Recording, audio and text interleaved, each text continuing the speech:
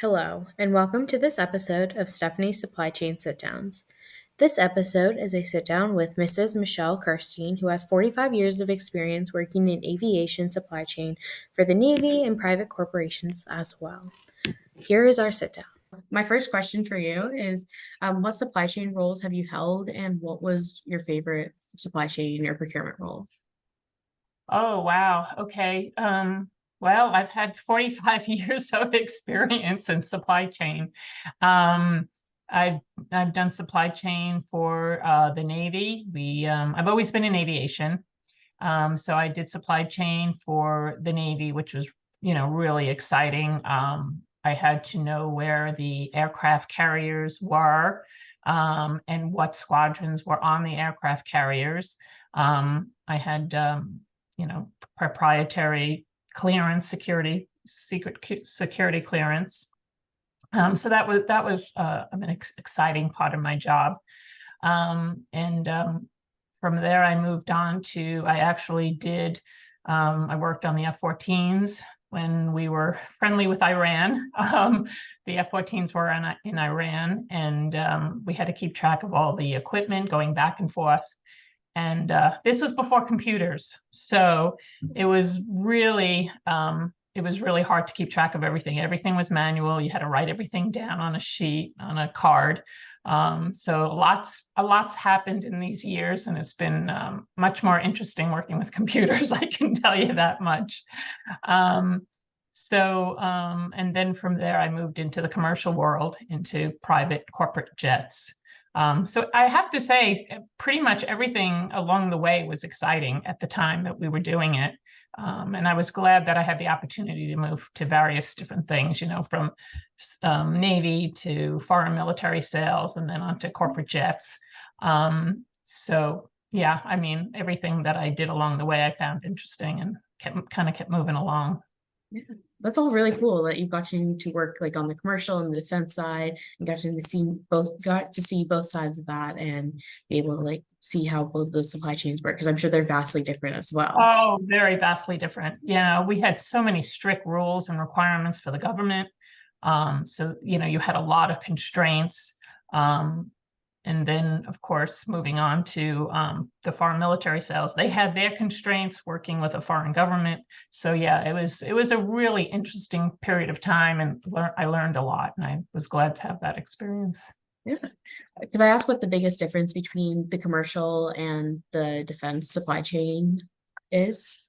Um, I think that the biggest difference was we had a little more leeway with commercial.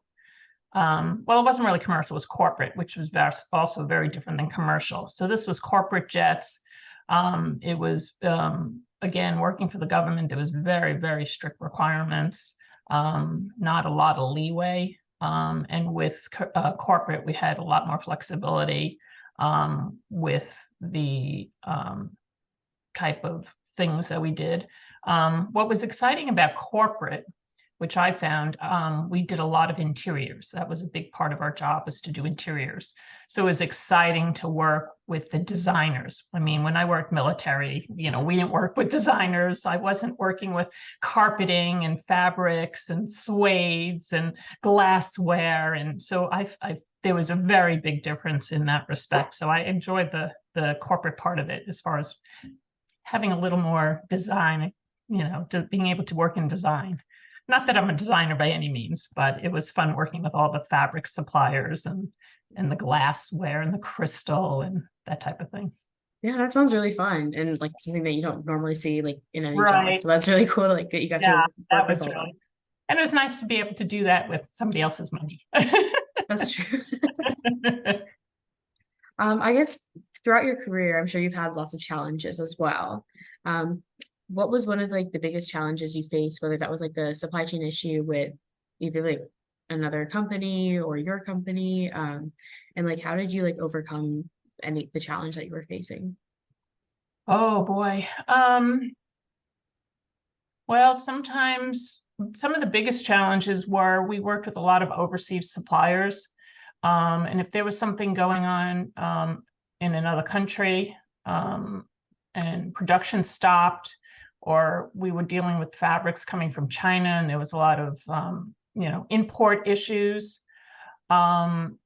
So I guess the what we had to do is we just had to work with the vendor, or we had to find somebody else at the last minute. We just had to find another vendor. We had a source, we put our nose to the grindstone, and we went out there and just tried to find another supplier that could support. There was challenges all the time. There was challenges with FedEx not delivering. There was challenges with a supplier's supplier not getting their product. So supply chain is really a critical part of the operation. The mechanics can't work on the aircraft if they don't have the parts. There was challenges all the time, but that was also kind of fun. It was frustrating at the time, but when you solved it by either finding another supplier, which really is what we had to do most of the time. There's no other choice but to find another supplier. Sometimes we'd have our shop, try to fabricate something for us. That was, I can't think of anything really specific at the time, but it was mostly, just having to find another supplier. Yeah, that makes sense. When you were trying to find another supplier, was that a supplier that you had already been aware of, or was that a new supplier that you hadn't heard of?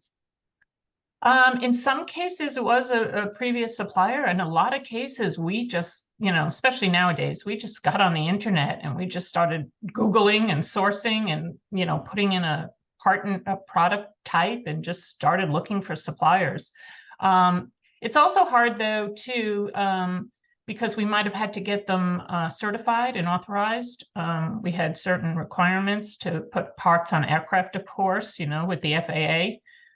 So we would have to try to source this supplier and try to get them approved. We had to use all our resources. Our quality department had to go out and do, surveys really quick of these suppliers so we could use them. Sometimes we just tried to do a telephone survey. Yeah, it wasn't just picking a supplier. They had to be qualified. They had to be authorized. There was also a lot of requirements with using certain types of metals, that they couldn't use certain metals. We had to make sure they didn't use those metals that were not required and that were not authorized. So it was those kinds of situations.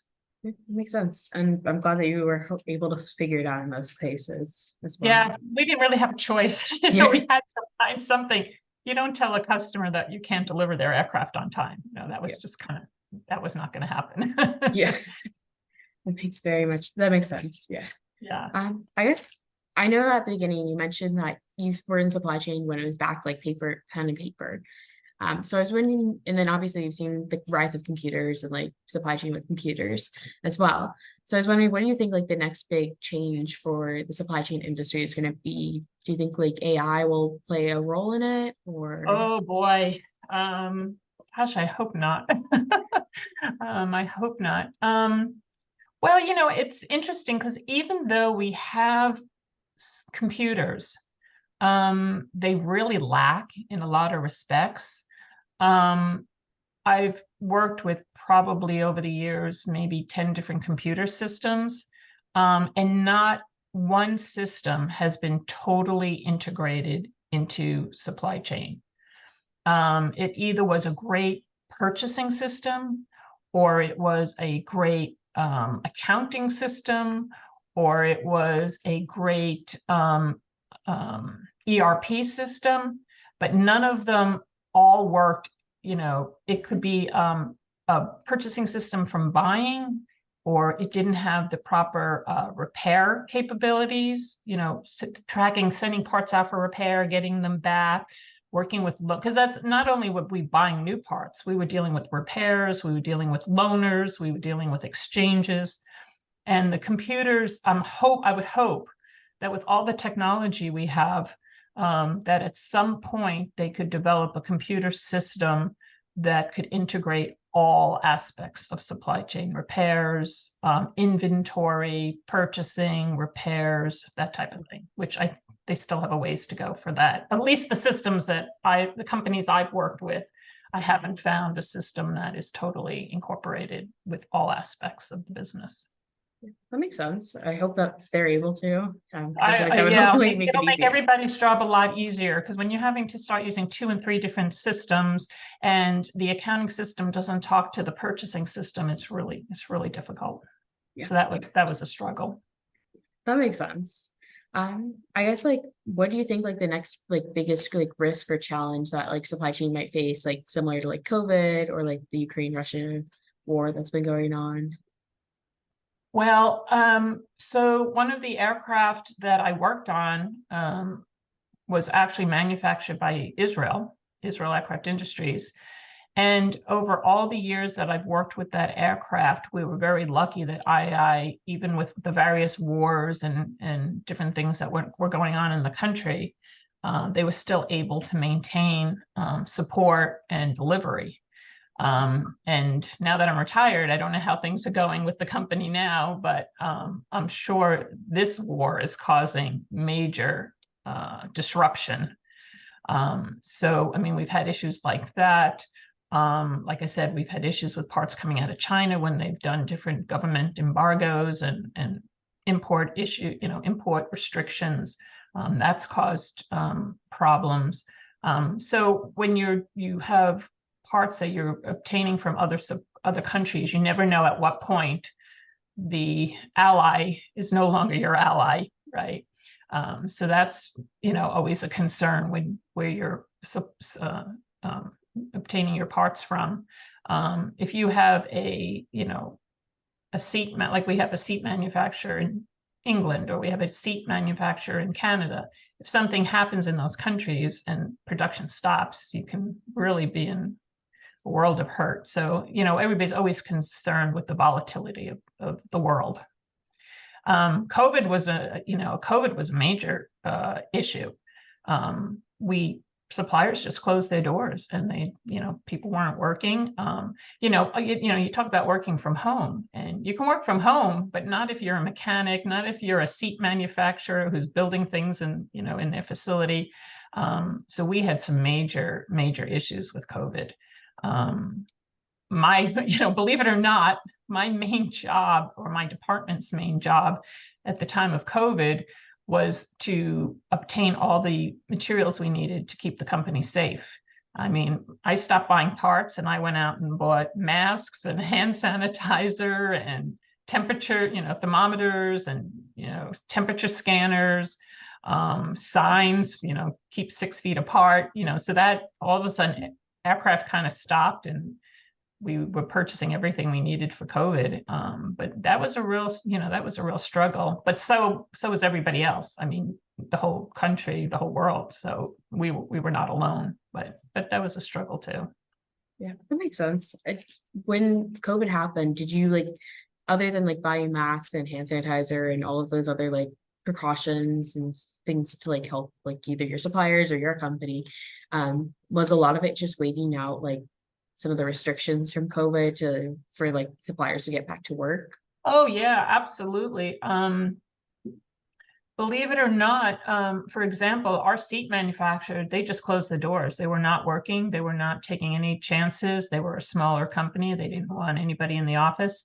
And we were like kind of dead in the water because, you can do a lot of workarounds in the interior of an aircraft, but, you can't do a lot after you have to get those seats in. And we actually sat down with our contracts and legal department to see what was in the contract. You have all these force majeure issues and how did COVID fall into those categories, and you could, you know, you say you're going to bring people to court, but you don't, it's a very cost prohibitive thing to bring people to court.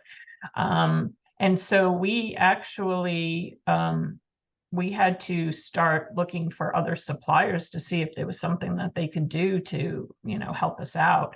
But it was a major problem. We had to kind of plead with our customers and say, hey, this is a worldwide issue. We're doing the best we can. But yeah, COVID was a struggle for us, a struggle for a lot of companies. We were trying very hard to still support our customers. We're wanting to deliver our aircraft. We need you need the money coming in to pay for everybody's salary. It was a tough year. It was a really tough year. But like I said, we were in the same boat as a lot of other companies. We just tried to grin and bear it and try to get through it. Yeah, that makes sense. I guess like another question I have for you is, so obviously women haven't been in supply chain as much as like men have. What has been like your biggest advice for like women in supply chain? Um, Especially since it is a more male dominated field and it's becoming less so, but still. Yeah. Well, yeah, it's kind of really interesting you say that. Every year I would go to the National Business Aviation Convention, the NBAA, and I was the only woman manager at the time. And it was quite interesting when we were at our booth, because men were coming up to me and asking me, hun, oh, doll, can you get me a cup of coffee type of thing? And boy, that was, I was like, I'll ask somebody else to get you a cup of coffee, and that's not my job.